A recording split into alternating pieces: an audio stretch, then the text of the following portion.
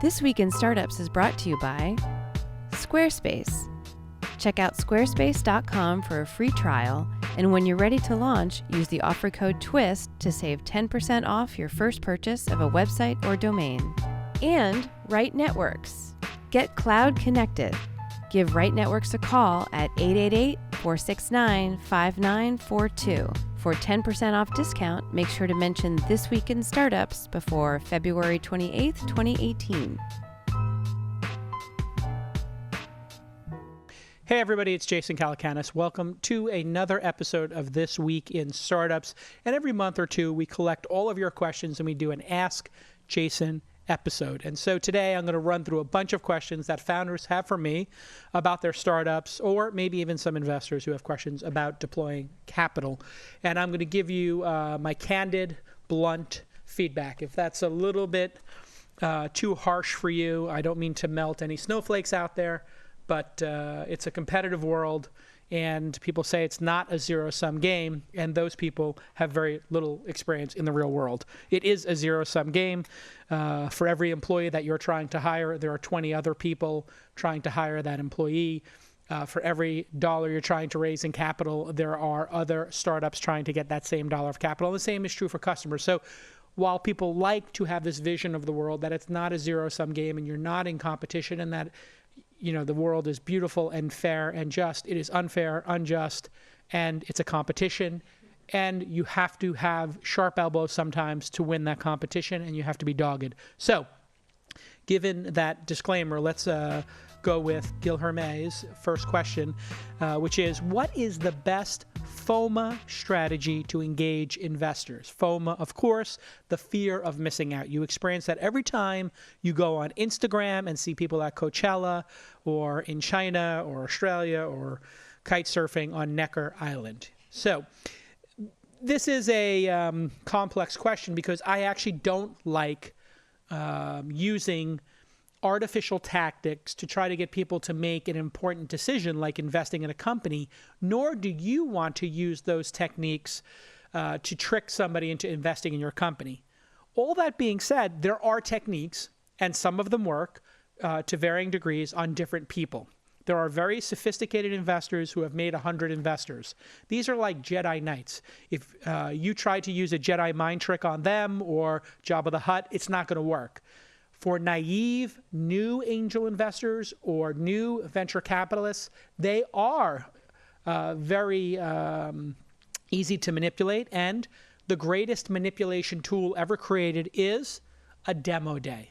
A demo day is an artificial construct created to make people think that this marketplace exists where founders have 10 days or 10 hours or 48 hours to collect money from investors, and the investors are going to miss out, and it's all hogwash, and people shouldn't participate in it. My advice to angels is to not participate in the demo day pressure.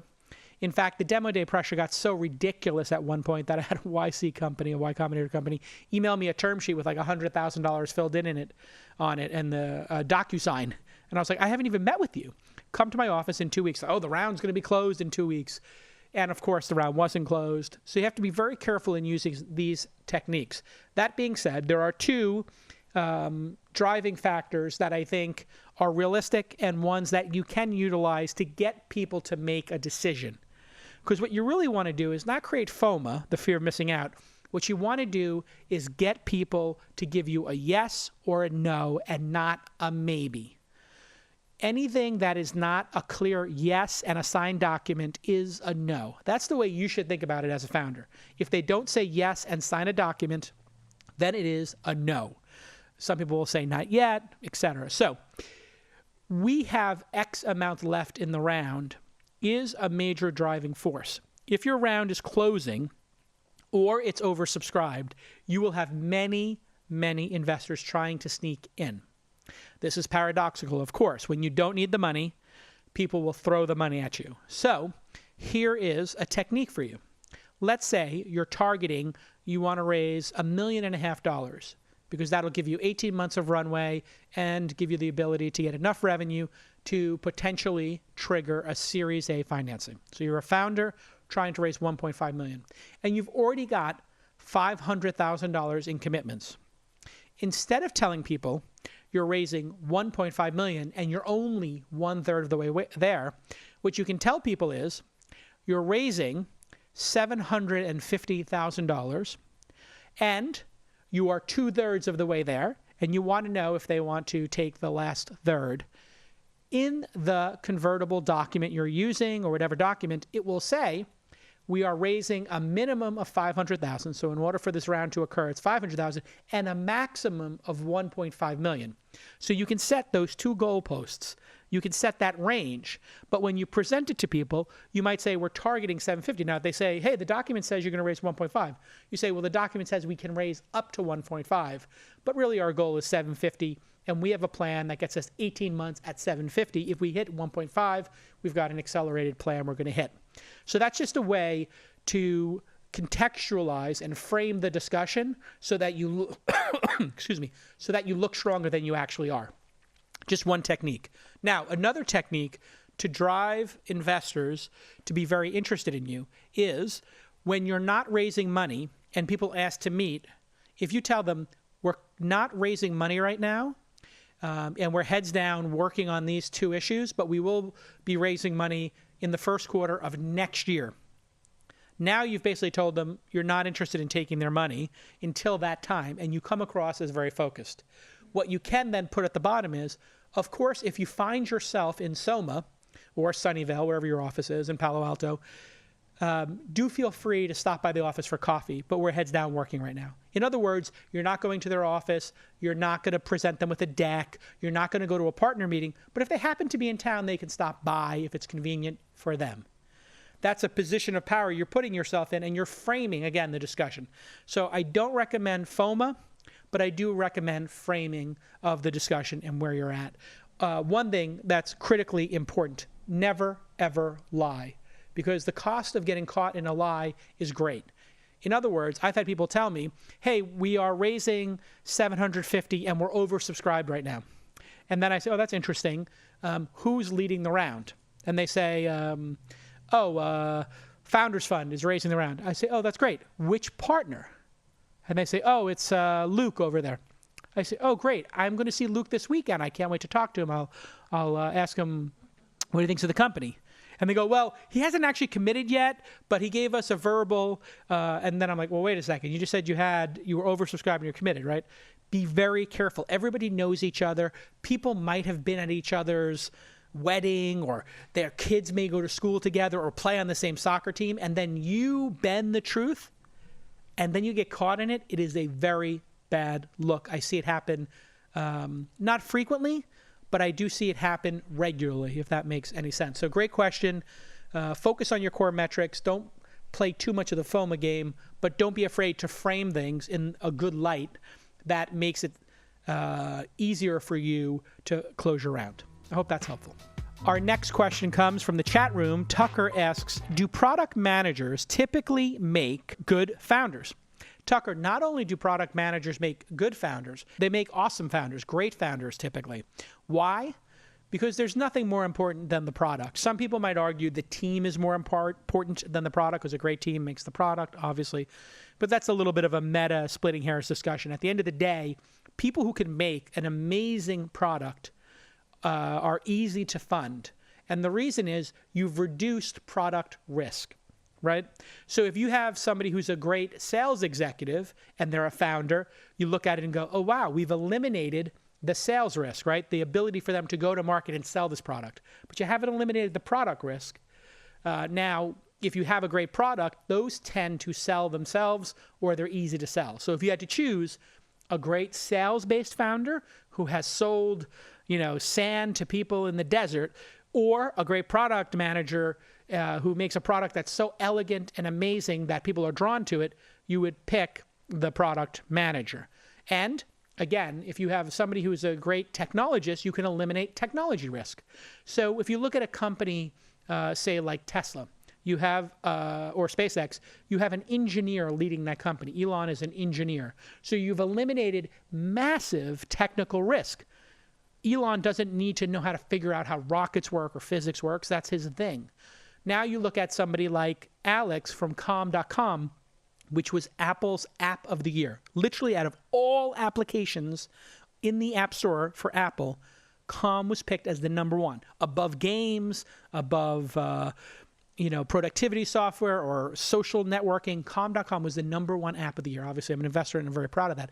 But Alex is a product genius. He previously had created the $1 Million homepage, which I based my investment in Calm in part on that. Now, people would say, oh my God, that was like this funky little viral product. Yeah, but it was so refined and brilliant on a product basis, and so was Calm in its early days, that I thought to myself, I'm not going to worry about this person producing a great, elegant product. I just have to wonder, how big does it get?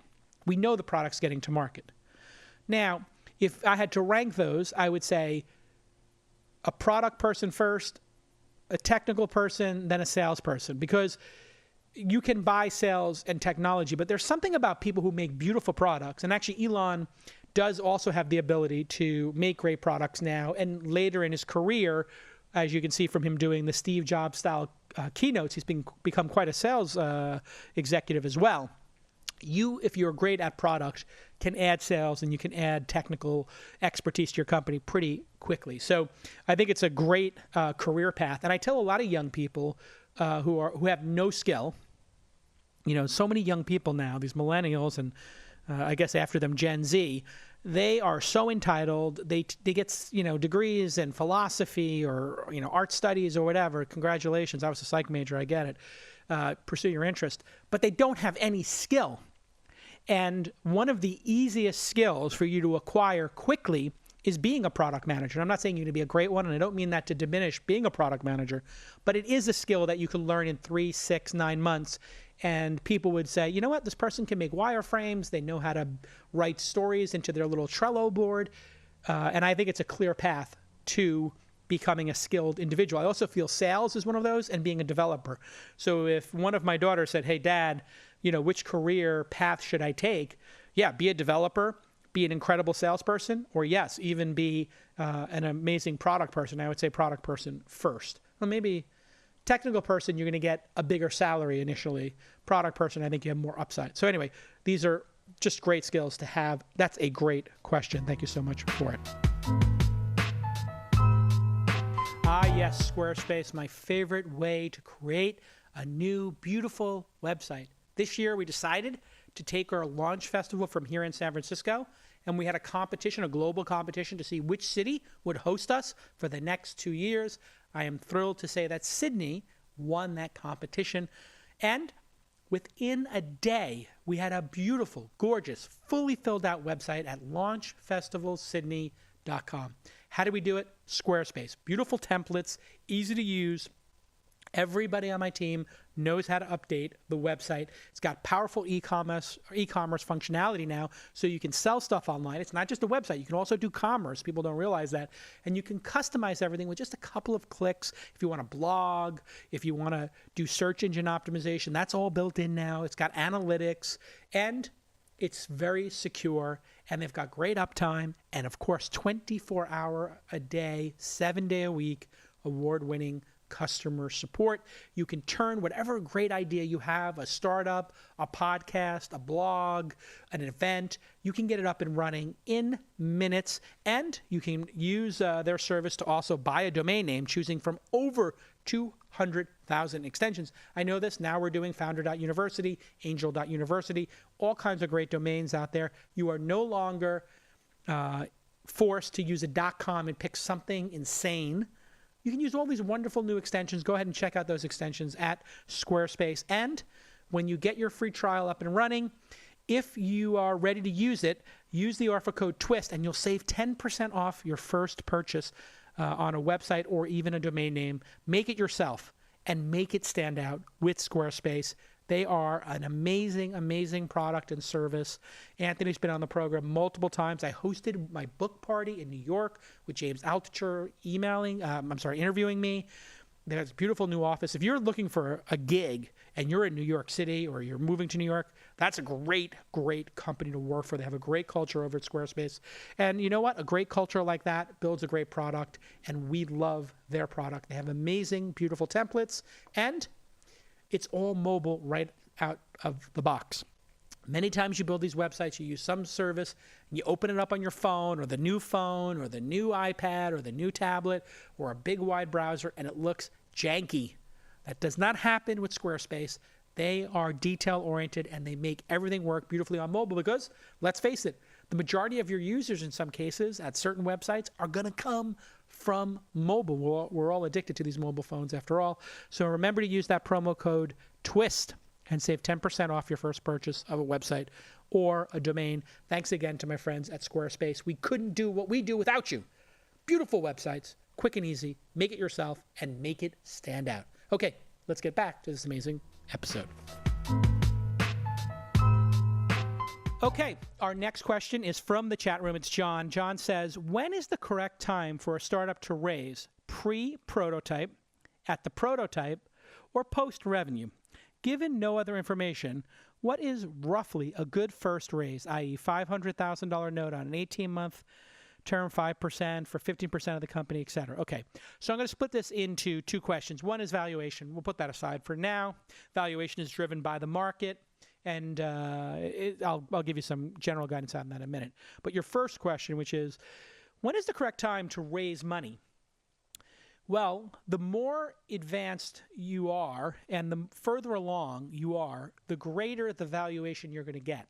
So if you have the ability to build an MVP, a minimal viable product, or a prototype, or you have the ability to get your product in market for 6 months and show some traction, and you own 100% of the company with your co-founders or yourself, and you've raised no money, this is the best possible scenario.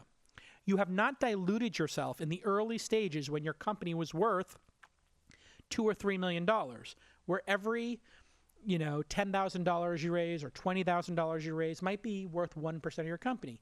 Now, if you push out your raise till you have, let's say, $10,000 a month in revenue for an enterprise product or 10,000 users a day for a free product, hey, now your company's worth $6 million. That means every 1% you give away is worth $60,000. Much more capital efficient for you to push that down the road. Well, in order to do that, in most cases, you're going to need to have a founding team that has skills. We're back to that discussion of having skills. And we're also back to the discussion of being able to recruit people to be your co-founder. People love to have startups with 3 co-founders. 2 or 3 seems to be the optimal number. 4 or 5 or 6, I mean, we're just getting a little bit ridiculous with that number of co-founders because everybody's going to be diluted so much, and 2 or 3 members will leave the team, and people have bad feelings about it. So let's just say you have 3 people who are starting the company together, and all 3 split the equity 33% each. And then let's say you decide you're going to give 20% to employees. So now you're down to 80%, chopped up 3 ways. You each own about 26, 27%. Now you own 26% of the company each. And one of you is a developer, one of you is a product manager, and one of you is a jack of all trades, sales, operations person. You get your product to market without raising any money. And you each are doing it on the weekends, and you've kept your high-paying jobs. You saved up a little bit of money. You've got 18 months worth of your personal burn rate in the account, in your bank account. So let's say you spend $6,000 a month, every month, month in and out, and you saved $100,000 doing consulting work for the last 4 years. That's the ultimate position to be in. You have 3 people who don't need to draw on a monthly salary, and you work for 6 months or 12 months, and then you go to market and say, we haven't taken a salary in a year, and we got our product to market, and we have these customers you can talk to. Oh my God, that is, for me, when I find a company like that, I want to spend a lot of time with them because it shows me they're massively committed, they're not entitled, they have skills, they're capital efficient, they get things done, they're GSD, they get shit done. This is what you're looking for as an investor. Oh my God. Now, let's take the opposite. I have an idea, and I'm going to send you an 8-page email, and I don't have my 2 co-founders yet. Maybe you could find me a technical co-founder and a product manager and designer. And I'm like, well, that's your job. I don't have that. No, I don't have a list of technical co-founders for you to find. And that is the worst nightmare of investors. You're not going to clear market with just ideas, obviously. And even with the prototype today, I don't know if you're going to clear market.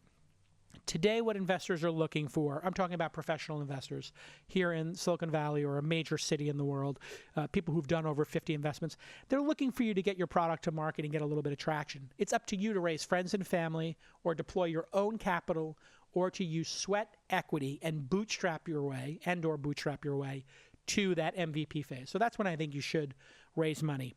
I think it's really a bad idea to go try to get a meeting when you don't have anything to show.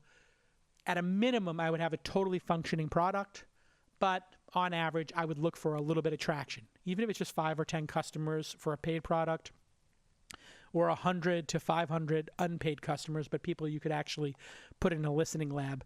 In terms of valuation, here in Silicon Valley, I would say early stage companies get between $3 and $7 million for teams that are robust, have 2, 3, 4 members. And I would say most people do it on convertibles, and people tend to try to raise 18 months of runway. If you raise 6 months of runway or 12 months of runway, because raising money is a 6-month process, you might run out of time when you're trying to raise money, and you're not going to be able to focus on product. Okay, great questions. Let's do another question. Here's another great question. It's from Bret in our chat room, and he says, what makes a media business investable today for venture capital? Great question. Media businesses are generally not funded by venture capitalists. We can count on a small number of hands, 2 or 3, the number of companies that have recently been funded. You'll see some podcasting companies have gotten funded. You'll see BuzzFeed, maybe Business Insider. But generally speaking, media companies don't have the return profile of software companies. They don't have the margin.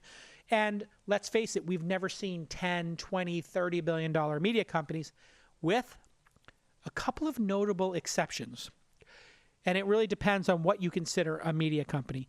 For a media company like Facebook, which is built off of the content of its user, i.e. a social network, or Instagram, which some people consider a media company, or Snapchat, social networks are considered platforms with media companies that sell advertising. They look an awful lot like media companies. And in fact, they're the reason why traditional media companies have been collapsing. 90% of the gain in advertising online last year went to 2 companies, Facebook and Google. So those platforms that are getting free content, YouTube comes to mind as well, have done fantastically well. There's this really weird exception to the rule, which is Netflix. Started as a service-based business, an e-commerce business, rent DVDs from us, we send them in the mail.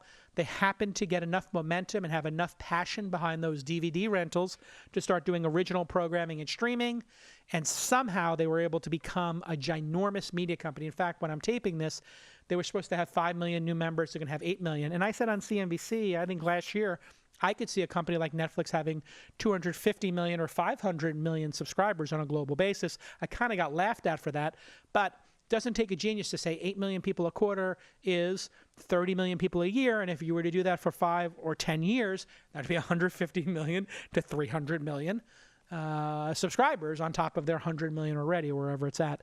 So I think it's completely conceivable that a subscription-based business could reach 500 million. Maybe in our lifetime, we'll see 1 billion subscribers to a particular service. I think it's possible. It hasn't happened yet, but I do think it's possible, if not probable, in the next 20 or 30 years. So if you're trying to do a media business, well, what should you do? Well, you should probably bootstrap, or you should look at having a platform-style business, so a network of podcasts or a network of email newsletters, if that sounds familiar to you. Those things might work, or a platform where you've got subscription revenue. But generally speaking, the media businesses are very difficult, and they tend to be owned by billionaires, private families that love them and can weather the storm, whether it's Condé Nast or Bezos buying the Washington Post or the New York Times or Rupert Murdoch buying and overpaying for the Wall Street Journal. Media businesses are terrible, horrible, delightful businesses, depending on where you're coming from. They're horrible for investment reasons. They're wonderful because you're making art or content and people love them. So it really is just a mismatch when it comes to venture capital style returns and profitability. But great question. Here's a question from Terri. She says, I thought the Angel podcast was, I'm using my funny voice, designed to have educate angel investors. Why are you having so many VCs on the podcast? Good question. It turns out that angels and early stage venture capitalists are essentially the same when it comes to the lens of founders. In other words, they'll look at Cowboy Ventures, Aileen Lee's company. We've tried to have her on. She's podcast shy right now, but we're trying to get her on the podcast. Or they'll look at, Homebrew as a similar entity as myself, as an angel investor with a syndicate. And they'll look at syndicates the same way and individuals. It's all the same. It's all early stage investing. Now, from an investment perspective, there are some differences in terms of, well, if you have a fund, you're not investing your own money, so it's a little bit different, right? But generally speaking, qualifying companies, negotiating term sheets, it's all the same. So what I'm seeing is a lot of the best angel investors who started out using their own chip stack for 10 or 20 investments then went on to raise little funds or syndicates. So the trend has been the professionalization of angels, and I consider angels and early stage VCs as the same thing. She also asked, hey, what about women on the program? About 4% or 5% of investors today are female, and we've been running at, I think, 20, 30% female on the podcast. So we're outpacing the industry average by, 4, 5, 6x. But we'd love to see it be 50-50. And in fact, we've invited more women on the podcast than men. So it's always a struggle because one of the things I've seen in my career is we have many men, and I don't mean to make super generalizations about gender, but this is an undeniable thing that we've seen, myself and our producer, Jackie. We invite women on the podcast and they say, oh, I'm sure you can get somebody better, or I'm too busy to do it. And then we have men who have yet to make investments, or they've made 2 investments, say, I need to be on the podcast. Like literally unqualified men want to be on the podcast. And the hyper-qualified, amazing women who've done many investments are too busy, can't make it. And so we've actually, and I've had a heart-to-heart with a lot of them and said, listen, I really need you to do the podcast. Please come on. So Aileen Lee, if you're listening, please come on the podcast. You've done an amazing job. Don't be podcast shy. And Cyan Bannister's been on, and a lot of great people.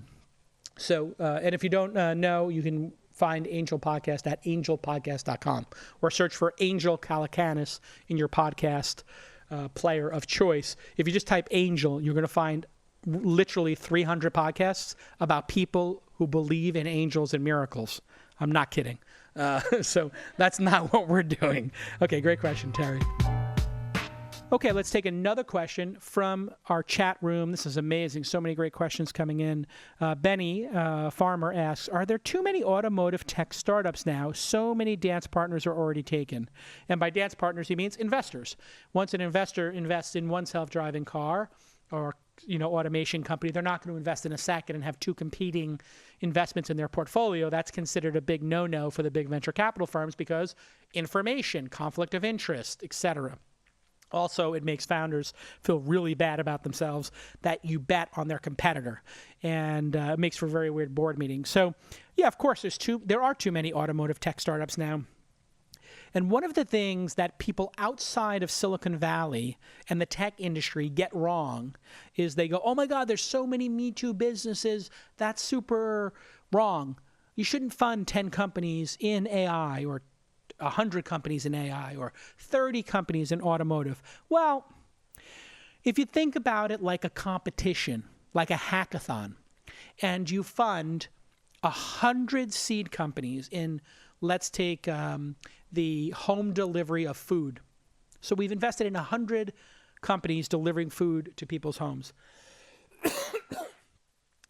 Now, if you've invested 100 people delivering food to homes, and we know ultimately 95 of them are going to die, well, those first 95 may have only raised $1 million each. It's $95 million burned up.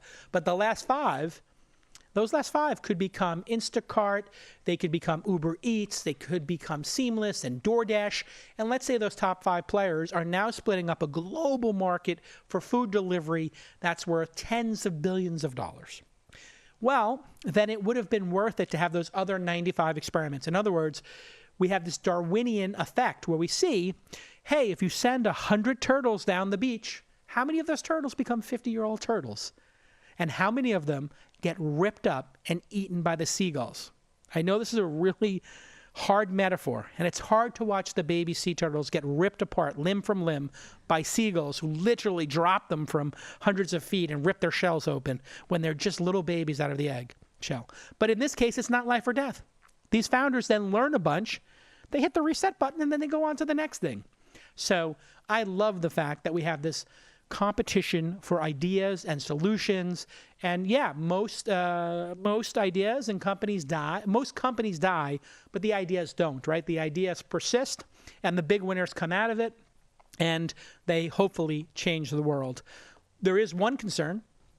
In order to win and become the leader in the space, sometimes you have to do things that are a little sharp-elbowed. And then maybe you have somebody like Mark Zuckerberg in charge of Facebook, and maybe people go, wow, that person won, but did they win fairly? And did they have sharp elbows? And we see that in a lot of different spaces. And so the competition's a little bit harsh. Capitalism is extremely harsh. It's not pretty sometimes, but it's the best system we've ever found. It is the best system we found to date to solving the world's biggest problem. So I wouldn't worry about it too much. It's like worrying about companies being overfunded.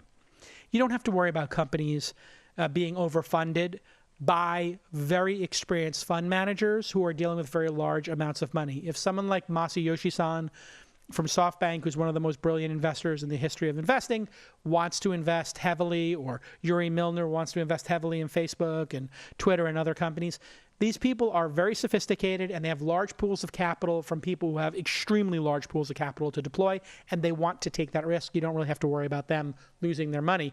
The only group of people that I worry about losing their money is when you have some crazy FOMO situation like we have in cryptocurrency now, where civilians are buying $80,000 worth of BitConnect or taking out a loan for $500,000, as I read on a Reddit thread, to then go buy BitConnect, and BitConnect goes and loses 98% of its value.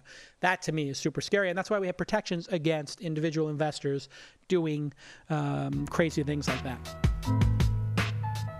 Yes, I'm so excited to add Right Networks to the This Week in Startups family. They help entrepreneurs move their accounting-based desktop applications like QuickBooks for your desktop and Microsoft Office to the cloud. There's no more worrying about backing up your servers, adding storage, and all this nonsense. You can work from anywhere, and you enjoy the added security of keeping your financial files backed up. And it takes away the burden of an IT department, so you have more time to focus on your business. If you're listening to this podcast, you know the power of the cloud. Right Networks is amazing, and they will keep track of your finances and operations easily. 100,000 plus users are using Right Networks to cloud enable their QuickBooks desktop already.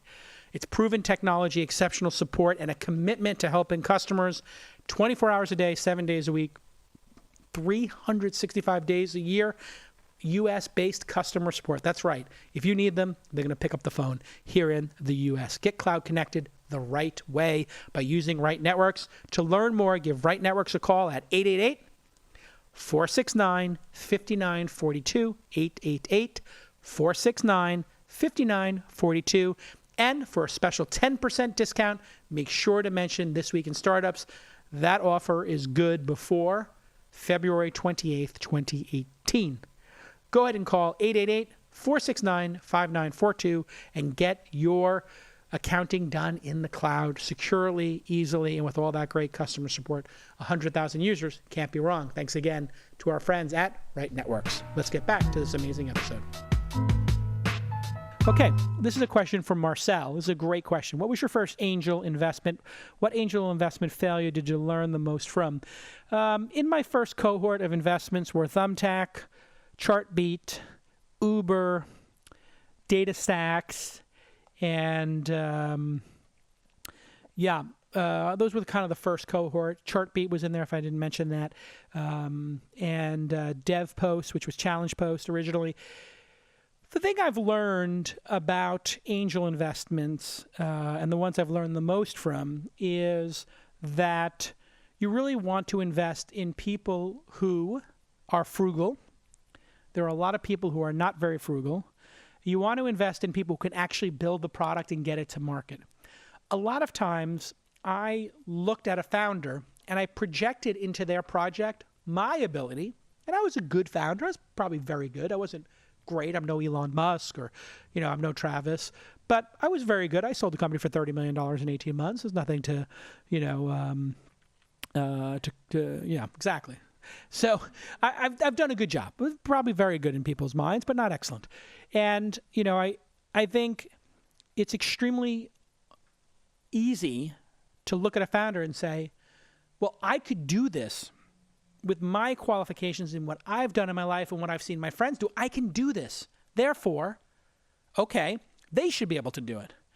What you really need to do is take yourself out of that equation. That takes a little less of the self, right? The non-self, the non-ego. You have to divorce yourself from this equation, which for people who are successful can sometimes be hard because your ego is what got you where you are. So you have to be a little selfless, let that ego tone down, let your mind empty and say, I wonder if this person will be able to get this product to market. Have they demonstrated their ability to get a product to market before? Have they demonstrated the ability to build a team before? Do they have a team now? What does that team think about them?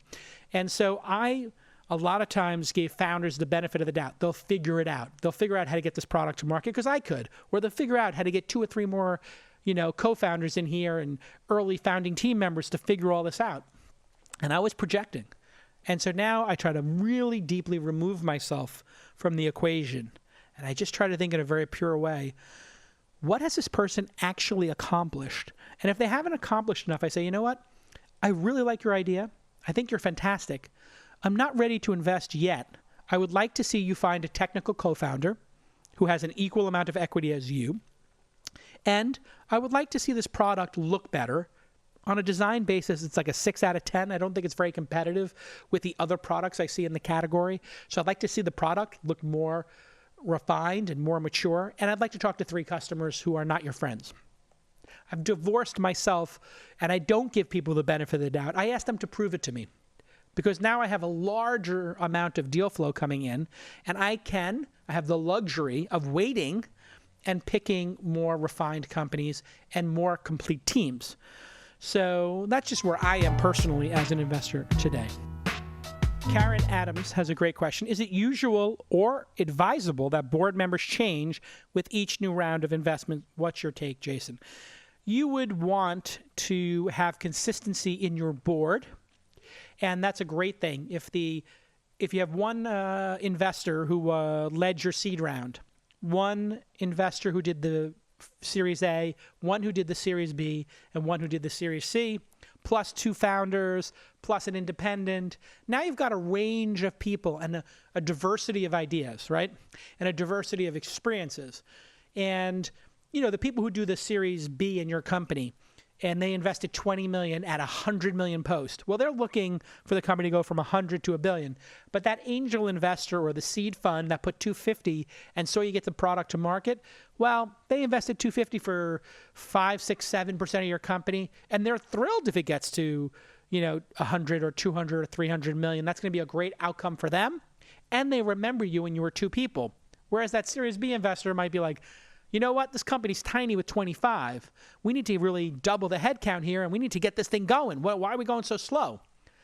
And it's nice to have that perspective. So when I was on the board of Dyn, the DNS company that got bought by Oracle, I was an angel investor and a founder on the board with really like late-stage VCs who were very, motivated by IPOs and, big exits. And I was very concerned with the team and how's everybody feeling and what's the culture like, right? I was, and you might say softer things, but I think I had a little more empathy for the reality of running the business, whereas maybe some of the later stage investors were looking at it and saying, hey, let's go through the audit. Let's figure out why we had this kind of churn, and is the VP of sales the right person, or do we need to replace them, and where's our CFO? They were thinking about the mechanics of going public or selling, for $1 billion, whereas I was thinking about, hey, how's the founder's energy level, and how's the sales team feeling, emotion? What's the product team's energy level? It's slightly different.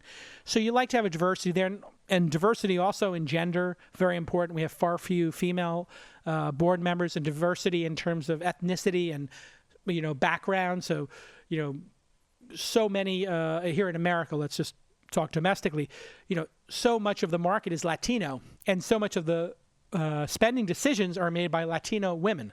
Well, the number of Latino women on boards is minuscule, but we have a culture where Latinos are becoming a very significant portion of American society, and they're not represented on the boards of companies that maybe are benefiting from having those customers, right? And so you have these blind spots. So I think a little diversity on the board in terms of the experience, small company versus big company, large fund versus medium-sized fund versus small fund or angel investor, but also of people and experiences. So, and you don't want to change it every round. You want to keep it, and people should do 2, 3, 4-year stints in my mind. Great question, Karen.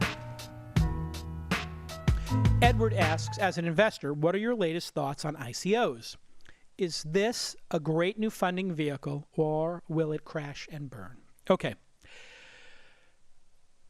Let me first start by explaining what the exciting part of a coin or a token is. The concept here is similar to Chuck E. Cheese.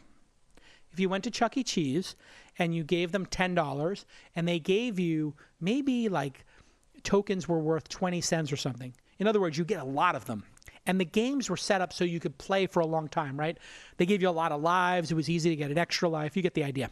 So it felt really fun to go to Chuck E. Cheese. Your money and your entertainment dollar went a long way. While your parents were eating pizza and trying to decompress, you were running around playing skee ball. And it was a token economy. Token economies are something you can look up, have existed in psychology as ways to reinforce people in a behavioral sense, Skinner, etc. And that token economy concept became very popular in virtual currency.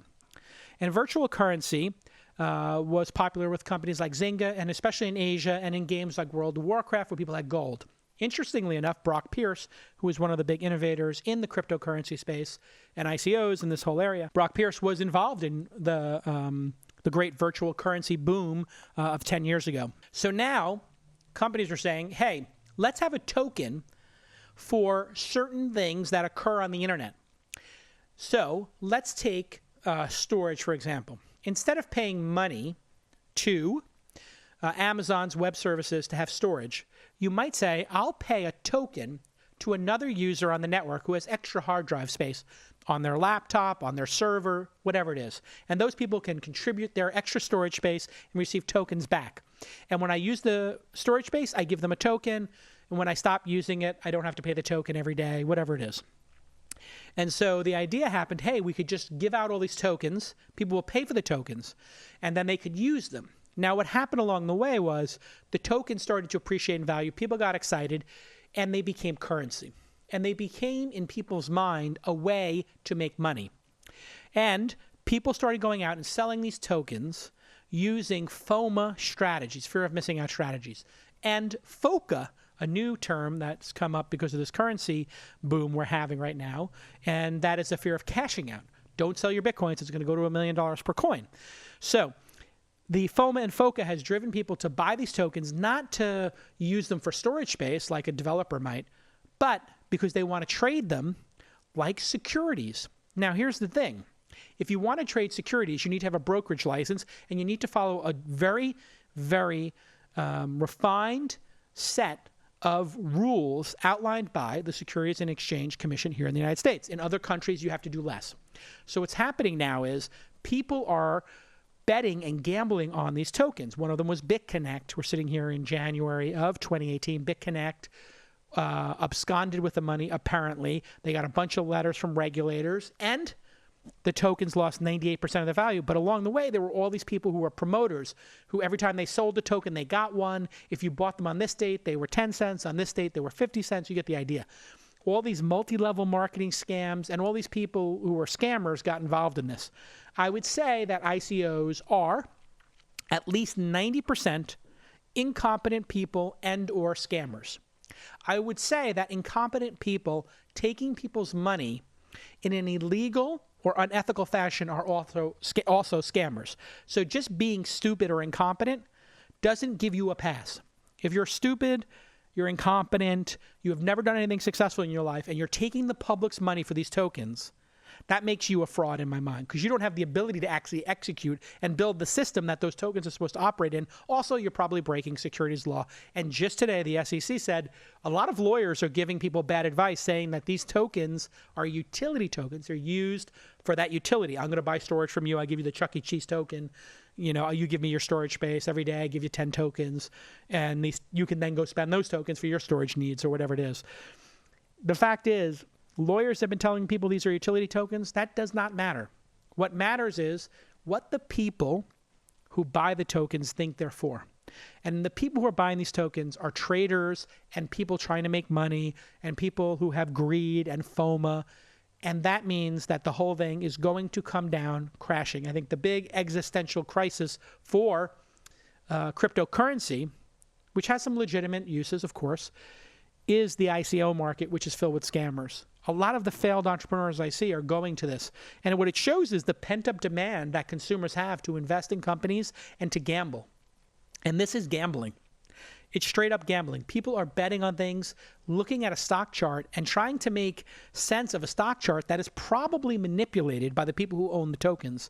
And is certainly manipulated by these FOMO strategies like get one, buy one, get your friends to buy them, we give you one. That's what's driving a lot of this stuff. I think a lot of the capacity and a lot of the market caps and the amount of currency flowing back and forth, I think a lot of this is manufactured, and people have started to look into that, and they're starting to find signs that these currencies are super manipulated. What I'll tell you is, if a system can be manipulated, it will be. If a system is unregulated, not only will it be manipulated, it'll be much more likely that it will be successfully manipulated. And if it's global, with all kinds of criminal elements and naive, stupid people working with criminal elements or unknowingly working with criminal elements, my God, it's going to be a disaster. And there's a long list. I think they say $4 billion worth of cryptocurrency and ICOs has been stolen at this point.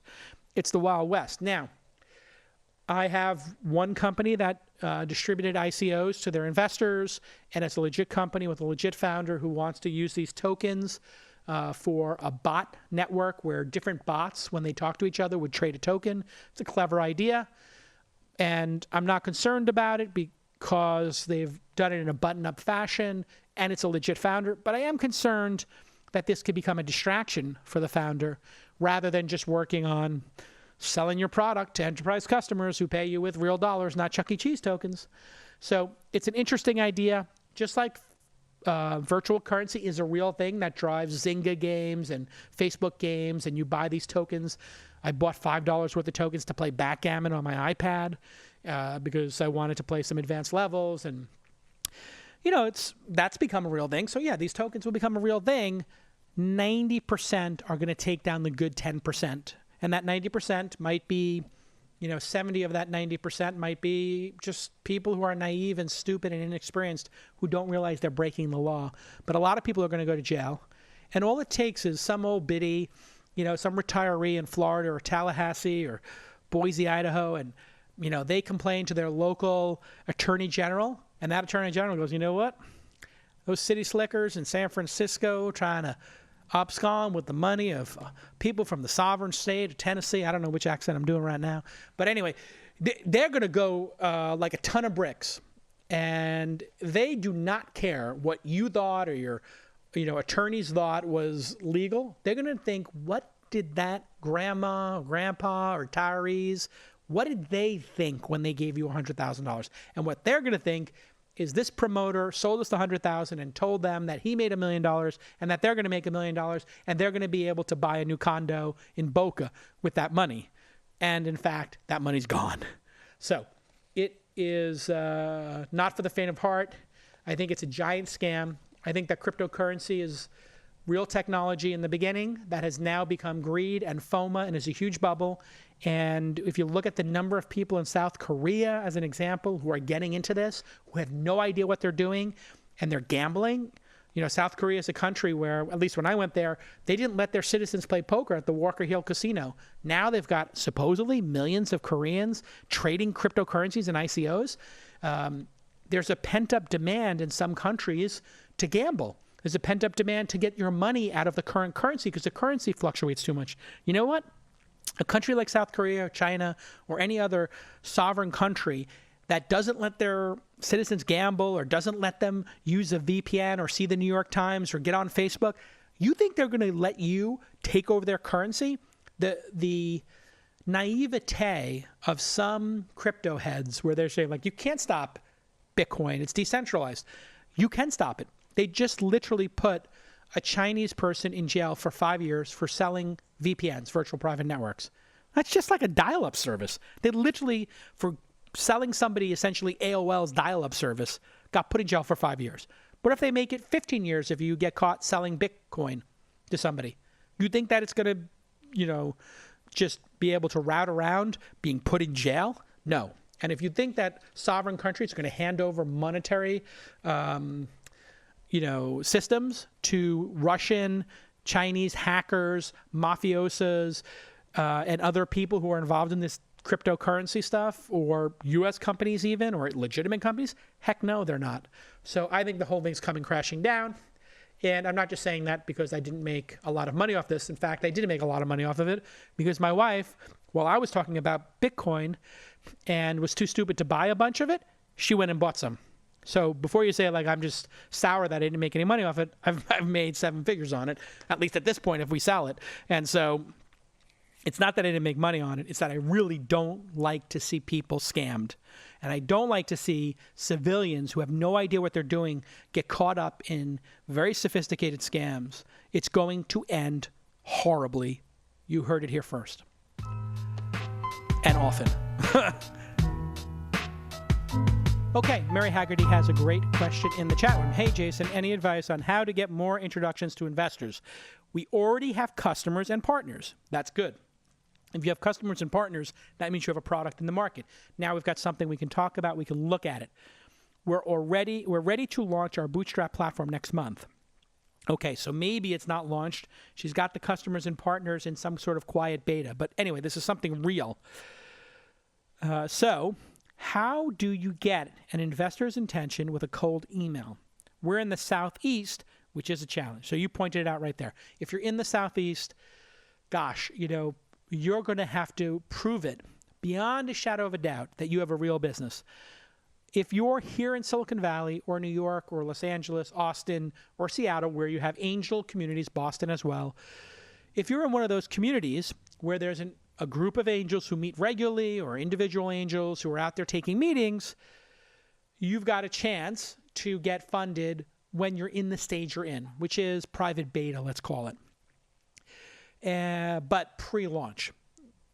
Being in any other location, I don't think it's going to be possible to raise from professional angels. It is possible to raise from friends and family. In other words, high net worth individuals who maybe haven't invested, but who would look at your company and say, oh, you're giving me a $2 million valuation. You're raising $200,000. Sure, I'm worth $5 million. I'll take a flyer and give you 100. And I've got another friend who put in 50, and then you find somebody else to put in 50.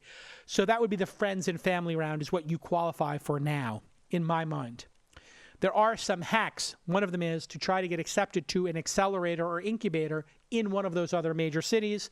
And if they give you $25 or $50 or $100,000, you can basically earmark that money for traveling and putting yourself up in that city for 12 weeks. We've had this happen. Many people traveled from New York, Vancouver, Seattle, Los Angeles, San Diego, to come to the launch incubator. And essentially the money we invested, a large portion of it went to their Airbnb and their flights, et cetera, to camp out here and meet those investors. And you might be able to make that work. That's a hack. Another hack is to bootstrap. And what that means is find a customer who you can do work for, who can pay while you spend that money building out your product, and maybe getting to 3 months of traction as a public product. Now, I know this isn't what you want to hear, but I said earlier at the top of the program that we are in a zero-sum game, and the nature of the game you are playing is startup founder looking for money. In that game, there are more startup founders than ever. And many of them are located in the major metropolitan areas. So that means the investors are going to pick the company that they can go have coffee with this afternoon after that person calls them in the morning and says, hey, can you come by? An example of this is Cafe X, which I'm on the board of. And because Cafe X is located in walking distance from my office, when they have a VC go over there, sometimes they say, hey, your friend, this VC, is coming by to look at the 2.0 machine. Do you want to join them and have a cup of coffee? I say, sure, I'll come around the corner. And that type of interaction makes things very fluid. So moving the company is one possibility. Temporarily relocating or even commuting to a major metropolitan area for a period of time is another viable option. I hope this helps. I know it would be better to say Steve Case is right, heartland of America, Rust Belt, whatever. We're going to invest in all those places and it's going to work out just fine. It's unrealistic to think that's going to happen anytime soon. If that does happen, it would happen over decades. Just like Silicon Valley happened over 5 decades, New York happened over 3 decades in terms of venture capital funding. LA has happened over 2 decades, Austin over a decade and a half, and Boston over 4 decades. Each of these regions have had, significant venture capital angel investor communities for somewhere between 1 and 5 decades, 6 decades, maybe in the case of Silicon Valley from the late 60s, early 70s till today. That would be like we're going on 5 decades. New York, maybe the 80s, 90s, aughts, 3, 4 decades. Boston, probably 70s, 80s, 90s, aughts. You get the idea. So 4 decades. So you could wait, but it's going to be a long, long wait. Sorry to be the bearer of bad news, but there are so many founders out there, and many of the people who are not clearing market have $10,000 to $100,000 in revenue a month, and they're not clearing market, and they have full teams. They got 12 people, and some of them are profitable, and they can't raise money. The reason? It's too many opportunities and too few investors. It's just there's too few investors to absorb the massive number of people trying to build companies. And because it's so cheap to build companies, people are actually getting to profitability and traction. And they still have a hard time raising money. I've never seen anything like it. The hurdle today to raise money is completely different than just 10 years ago. Great question. Okay, everybody.